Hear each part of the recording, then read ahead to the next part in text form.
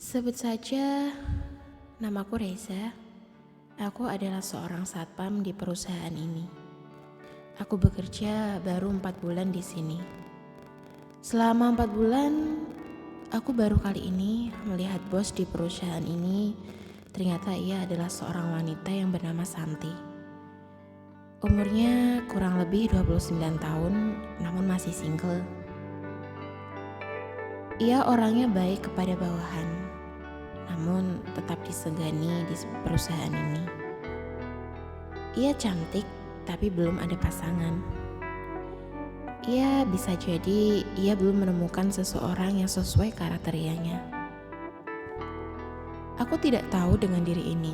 Setiap ketemu dengannya, hati ini berdebar sangat kencang. Aku kagum kepadanya hingga suatu hari aku mendapat nomor handphonenya. Sesuatu yang ku cari-cari selama ini agar aku bisa mengenalnya lebih jauh. Kejadiannya itu awalnya ponselku berdering dan kulihat nomor baru melakukan panggilan. Pertama aku tidak tahu itu siapa. Setelah aku angkat, ternyata Santi bosku. Ia memintaku untuk menjemputnya di sebuah bengkel karena mobilnya mengalami kerusakan. Aku pun bergegas mengikuti perintah atasanku. Ku jemput Bu Santi menggunakan motorku, dan setelah sampai di sana, hati ini terasa berdebar-debar dan seakan-akan tak percaya kalau orang yang selama ini kuidamkan sebentar lagi akan naik motor bareng bersamaku. Aku pun memberikan helm dan mempersilahkan naik ke motorku. Tak lupa meminta ia untuk pegangan agar tidak terjatuh. Perjalanan kurang lebih 250 meter, tiba-tiba ada seekor kucing berlari menyeberang jalan. Seketika itu aku mengerem mendadak dan Santi pun tak sengaja refleks menyikapku. Sungguh itu hal yang tak mungkin bisa kulupakan. Setelah kejadian itu, aku sudah mulai dekat dengan Santi. Aku kadang iseng chat dengannya walau tak semua chatku dibalasnya. Tapi aku sudah merasa cukup senang hingga suatu ketika aku pernah bertanya kepadanya melalui chat WhatsApp. Kenapa sampai saat ini ia masih belum memiliki pendamping? Ia pun menjawab kalau tak ada orang yang mau mendekatinya. Aku pun memberanikan diri untuk merayu dan memujinya. Namun aku masih belum berani mengatakan perasaanku yang sesungguhnya. Karena aku masih belum siap untuk ditolak. Aku berpikir dan sadar diri. Mana mungkin Santi seorang bos mau denganku yang tak punya jabatan apa-apa di sini. Aku pun menumpang hidup dari gaji yang ia berikan. Cerita ini bermula ketika ada seorang tamu yang ingin bertamu dengan bosku Santi. Aku pun mempersilahkan duduk untuk menunggu. Tak lupa aku tanya nama dan keperluannya datang ke sini. Namanya Pak Sultan. Ia ingin menjalin kerjasama di perusahaan ini. Aku pun segera izin meninggalkannya untuk melapor terlebih dahulu dengan Santi. Seperti biasa, sebelum masuk ruangan bos, ku ketuk 2 kali dan langsung kedorong pintu di ruangan bos. Mata ini tak sengaja melihat sesuatu yang tak seharusnya aku tahu. Selama ini aku tak pernah menyangka kalau bosku mencintai sekretarisnya yang juga wanita. Mereka terkejut saat berdua. Aku hanya bisa terdiam dan membisu sejenak. Aku langsung menundukkan kepalaku, sekretarisnya pun pergi berlalu begitu saja. Santi pun masih terlihat kaku dan ia tak berkata apa-apa. Kemudian aku mulai percakapan kalau ada seseorang ingin bertemu dengannya. Namanya Pak Sultan. Santi mempersilahkanku untuk membawa orang itu dengan muka kaku dan sikap yang dingin kepadaku. Aku pun langsung berjalan ke depan untuk menemui lagi tamu tersebut, tapi pikiranku sudah bercampur aduk. Orang yang selama ini kuidamkan ternyata seperti itu. Hari-hari pun berlalu hingga 2 hari aku tidak kirim pesan WhatsApp seperti biasa ke Santi. Karena aku sudah merasa tak mungkin untuk bisa lebih dekat dengannya. Tiba-tiba telepon berdering, ternyata Santi menelponku dan berkata kalau yang aku lihat itu tidaklah seperti yang aku kira. Ia berusaha terus meyakinkanku dan ia meminta untuk aku merasakannya. Seminggu berlalu setelah kejadian itu, kayaknya dunia terasa terbalik. Yang dulunya aku chat dia duluan, kini berbalik Santi yang selalu chat aku duluan. Malam ini ia memintaku untuk menemaninya jalan keluar mencari udara segar. Aku tak tahu kenapa ia berubah drastis kepadaku. Apa karena ia takut rahasianya aku bocorkan kepada yang lain? Lagi-lagi aku tak bisa menolak semua perintah dari bosku. Setelah berjalan-jalan, kami pun makan malam bersama. Dan di situ Santi kembali membahas masalah yang di kantor waktu itu. Aku pun jujur kepadanya kalau wanita yang selama ini kuidamkan ternyata tidak normal. Seketika itu kami saling diam membisu 1000 kata. Aku tak berani menatapnya. Aku takut kalau aku akan dikeluarkan dari tempat kerja. Setelah makan malam, Santi pun membawaku ke sebuah tempat. Awalnya aku tak tahu mau ngapain. Ternyata ia melepaskan semua dan berkata, "Aku ini normal, lakukan apa yang ingin kamu lakukan selama ini. Kamu salah menuduhku." Aku pun menutupnya kembali. Setelah itu kita berbincang-bincang dan malam-malam itu adalah malam yang sangat spesial. Aku bisa ngobrol 4 mata dengan dia. Setelah di tempat makan tadi, aku mengulangi ucapanku padanya. Dan aku juga memujinya. Santi mulai baper dan membalas pujianku. Aku jadi sangat nyaman ngobrol sama Santi. Suasana semakin nyaman membuat udara dingin dari AC menyelimuti kami. Aku pun tak tahan menahan sesuatu yang menjadi keinginanku selama ini. Kemudian aku berbisik lembut kepadanya dan meminta apa yang sudah dia tawarkan tadi. Dan dengan percaya diri, Santi menyetujui dengan segala yang ada. Dia memberikan segalanya. Aku sedikit takjub dengan perfumanya. Dan tak lama kemudian, aku mengambil alih semuanya. Dia juga memberikan semangat dan motivasi supaya lekas tercapai keberhasilan yang luar biasa. Dia juga memintaku untuk segera menyelesaikan dengan banyak gaya agar cepat dan tepat. Tak butuh waktu lama, ku berikan semua performa terbaikku untuk mencapai misi menggapai puncak kejayaan. Aku pun berhasil menyelesaikan sesuai dengan harapan. Dia terlihat tersenyum bangga dan bahagia atas segala pencapaianku. Malam ini menjadi kenangan yang tak mungkin bisa kulupakan. Hingga akhirnya aku terbangun di pagi hari. Aku masih belum percaya apa yang terjadi di malam itu. Aku lihat senyum manis Santi di pagi ini membuatku merasa nyaman. Apakah ini yang namanya cinta sejati?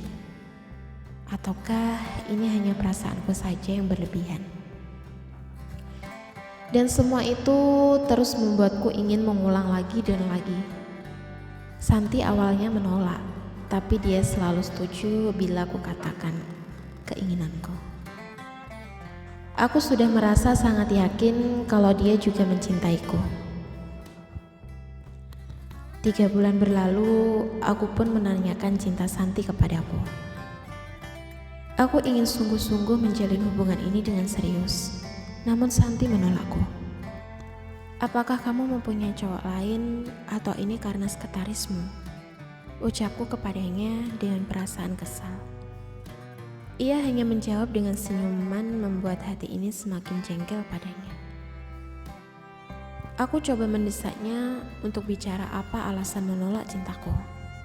Ia pun menjawab, "Apa itu cinta? Yang kamu cari hanya status pacaran, sedangkan aku memberikan segalanya. Kapan saja yang kau inginkan." Sampai sekarang aku tak mengerti dengan hubungan kami ini. Yang orang lain tahu, Santi adalah bosku. Dan aku hanyalah satpam yang seolah mengawalnya pergi kemanapun ia mau. Apakah ia malu kalau orang lain tahu ia telah menjalin hubungan denganku? Karena rasa penasaranku yang berlebihan itu memicu aku untuk nekat, dan hari itu kebetulan Santi sedang tidak ada di kantor. Aku lebih leluasa di ruangannya. Aku coba mencari sesuatu yang mungkin bisa menjawab rasa penasaranku. Aku menemukan foto seorang laki-laki bersamanya. Entah itu siapa, aku tak tahu. Aku coba ambil ponselku dan mengambil gambar foto itu agar nanti bisa menjadi bukti. Aku pun meneruskan pencarian karena rasa penasaranku yang semakin dalam. Hingga malam akhirnya, setelah kami melakukan seperti biasa di sebuah hotel, aku pun membicarakan tentang foto yang ia simpan di ruangannya. Ia pun menjelaskan kalau itu foto mantannya dulu. Aku pun merasa tak nyaman dengan foto itu. Aku meminta ia membuangnya. Namun ia tak mau untuk membuangnya, karena itu kenangan terakhir yang ia miliki. Dan dia juga menjelaskan dia sudah tak mencintainya. Hingga malam itu membuat kami bertengkar hebat. Hingga akhirnya Santi mengeluarkan kata-kata yang membuatku sakit hati. Ia berkata, "Kamu siapa? Kamu udah berani masuk ke ruanganku tanpa izin. Kini kamu ingin mengaturku." Dengan perasaan kecewa, aku langsung keluar dari kamar hotel itu. Dan aku mencari taksi untuk pulang ke rumah. Karena malam itu aku ikut mobilnya. Dengan perasaan kecewa hatiku berkata, aku tak akan lagi memaksamu untuk mengikuti keinginanku. Akan kubawa jauh rasa cinta ini. Sesampai di rumah, mata ini tak bisa langsung terbajam. Aku coba memutar kembali ingatanku apa yang sudah aku lakukan. Dan aku sekarang menyadari ini semua salahku. Aku terlalu egois, aku terlalu kasar, aku tak bisa mengambil keputusan dengan tenang. Aku berpikir besok di kantor aku bisa menemuinya. Aku akan minta maaf kepadanya dan mengakui ini semua salahku. Aku akan berjanji tidak akan mengulangi lagi. Mata ini masih sulit untuk pejamkan pikiranku terus ke sana. Aku terus membayangkan Santi, aku mengkhawatirkannya. Pagi hari, aku pun mengetuk pintu di ruangan Santi. Aku pun dipersilahkan masuk, tapi yang ada hanya sekretarisnya. Aku coba bertanya di mana Santi, bos kita. Dia pun menjawab, bos sedang keluar kota. Selama 1 bulan ini, aku yang menggantikannya, ucap sekretaris itu. Aku pun langsung mengambil ponselku untuk menelpon Santi, namun tidak bisa terhubung.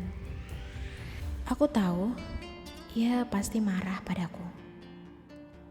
Tiba-tiba sekretaris itu bicara padaku.